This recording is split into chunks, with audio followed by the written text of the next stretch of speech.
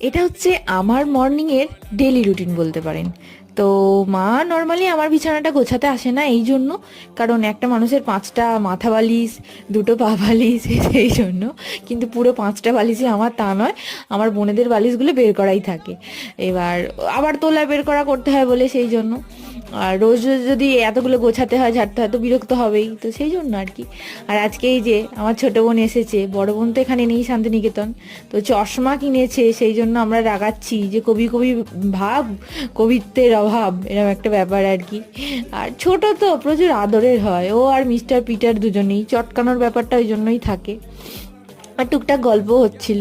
আর এই যে আমি আগের দিনে ক্লাস দিয়েছিলাম, এটাকে আমি বোর্ড বানিয়েছিলাম, ওই জন্য এসে ওর সই প্র্যাকটিস করছে আর কি।